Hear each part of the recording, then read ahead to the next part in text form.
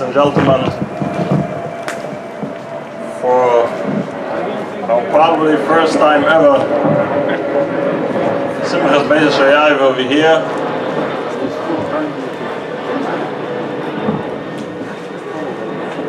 I just spoke with this gentleman over here. The conversation was that we have to understand what we're doing. So the question is, what are we dancing today? It seems to be pretty hard to dance, and there's no reason we're not really dancing. So the question is, why are you dancing today? Oh, Moed, come in.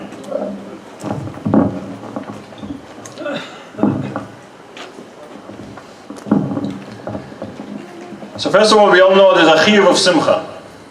There's a chiyuv of simcha and Yom Tov of Sukkos, special, more than any other Yom Tov, more than any other day. This is clear in the Rambam, and of the Chaslulev. But again, how can you be mechayev to be b'simcha? It's whether you're happy or not. You can't just make it. It's not something you can make it happen. Now, usually, a person is b'simcha. If you can ask someone in the street, what is the description for a person to be b'simcha? Usually it's going to be if your bank account and the good numbers, you have a nice car, a house, family, health. There's a kind of list that usually you're going to count. If someone can ask you how you can be b'simcha, you're going to have a list of certain things that you're going to ask, and once you'll be there, you'll always promise, then I'll be b'simcha.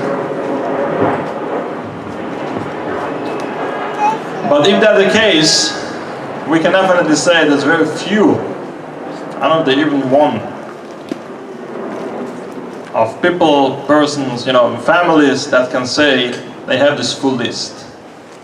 So the question is, how can we have an obligation, everyone, to be b'simcha, if these conditions, come in, if the conditions for being b'simcha in this list, and this list is a pretty heavy list, not so easy to achieve, and not everyone has it.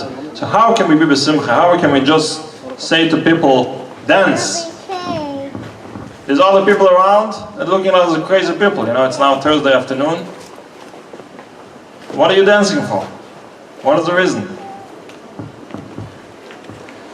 So first of all, we're trying physically. Sometimes you're walking to a wedding hall, you're dancing. Why are you dancing? Sometimes you're a family member, so you feel yourself a little bit close. Sometimes it's just the music. So we're trying to do so. So we have music over here, beautiful. Thank you very much.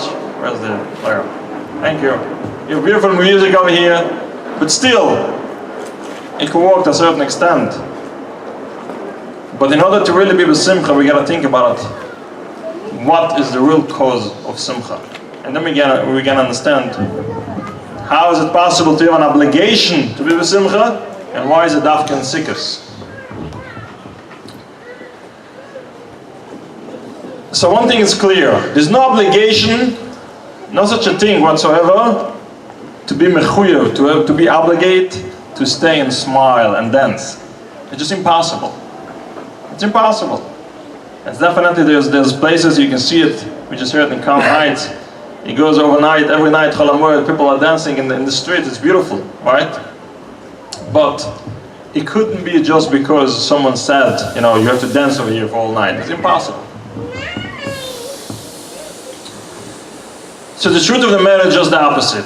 The truth of the matter is that once we are binding ourselves for any kind of reason that we should be with simcha, there is where the problems start. There's no such a thing. If you're binding ourselves to any reason to be b'simcha, whenever I'll be b'simcha, if this and that will happen, that's the first cause not to be b'simcha. Because it could be that you're going to have it, so you're going to be b'simcha a little bit, then the things will go away, will expire somehow, so you're again not b'simcha. So if you're binding yourself to anything, if you need something, that's itself the cause not to be b'simcha.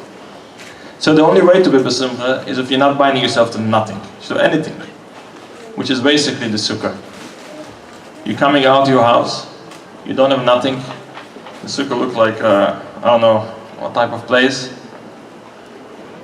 Really nothing. We're all going there, we are eating there, we're sleeping there, we are having our main meal over there, family time over there. According to Shulchan Aruch, we try to do everything here, even according to certain opinion, to daven here, to do our bank calculations. We're gonna do everything over here. This is the stage we can't do. This is a few days, we're moving to a different place and we're trying to get a different spirit. And in this spirit, we find ourselves without anything. We find ourselves without a house, without a car, without anything. And now, this is the first step to be besimcha. First of all, let's agree and understand we don't need anything. It's fine, you know, sit at a table, chairs, it's raining, cold, hot, depending where you are. It's not so comfortable. Once we're doing it for a few days, this is the first step to be besimcha. First of all, we understand that our simcha and our spirit is not bind to any condition and any reason. We don't need anything to be besimcha. So first of all, we took away whatever bothers us, whatever we think is the cause for simcha, which is money, house, car, whatever we need. This is basically what stops us, what putting it aside, and we're not able to be simcha. So first of all, let's put everything aside. So we're sitting in the sukkah and we're seeing that with ourselves, friends, family, with nothing, we can just be besimcha. So now, why we should be besimcha? How? So first of all, we know what not to have. Let's not have money. Let's not have a car. Let's not have a house. Again, we definitely need it, but not as a major cause to our spirit. Here's a story in Masechta Sukkos. We know the halacha is that if a person is stealing something from someone, you have to give it back. And you have to give back exactly the same thing. You can't say, you know, I stole it, I put it somewhere, I'm going to pay you for it. No, you have to bring back the same exact thing. But there's only one exception. If you took, let's say, a piece of wood and you put it into your house, you build it into your house. Now, in order to put it back, you're going to have to take apart your house. So there's a special takona, not to make so hard for people to do tshuva, so you don't have to put back the same piece of wood, same piece of metal. You can just pay for the person. Same thing if you put it into your sukkah. That's for example, you stole 2x4 from somewhere, you put it into your sukkah, and then you want to do tshuva someday, you want to put it back, you don't have to put back the exact same piece of wood, you can just pay the person. So the Gemara Masechta Sukkos in Lulav Guzel is discussing the halacha, and then telling an interesting story. The Gemara says, now Nachman built a sukkah, and his workers, whoever servants, whoever it is, they stole a piece of wood from a lady, an old lady, and they put it into the sukkah. Oh yeah, come in. So you like, make sure your wife is comfortable. So the lady came and started crying. It's my wood, I need it back. They didn't look at her. So she goes on and says to the Gemara, and she said, you know who I am? You think I'm just a lady from I don't know where? I'm a granddaughter of Avraham Avinu, that he has 318 slaves. We know the famous story when Avraham Avinu went to the war against these 4 or 5 Malachim to save Lot. He took 318 slaves and he won all these 4 or 5 kings. According to one opinion in the Gemara, he just take his slaves Eliezer, which is Gematria 318, and he went to the war and he won the war. So she said, you know who I am? I'm a granddaughter of Avraham Avinu that he had 318 slaves. So, but the Gemara says, still, they didn't look at her. A story in the Gemara. Of course, every story in the Gemara has a reason and a meaning. So, Hazedek Cohen is explaining it on a very deep level. And he says like this. We know that usually when someone, if I'm stealing something from someone, there's a sugi of yush. If you're giving up on it, so it's mine. So she wanted to say, and I'm not giving up on it. I'm not giving up. I want it. But they didn't look at her because we have a takana. Remember, we said if we're putting a piece of wood into the sukkah, you don't have to put it back, you can just pay it off. So this is the halachic explanation of the Gemara. But think about it. She's giving her yichus. You know what's a yichus? She's a granddaughter of Avraham Avinu.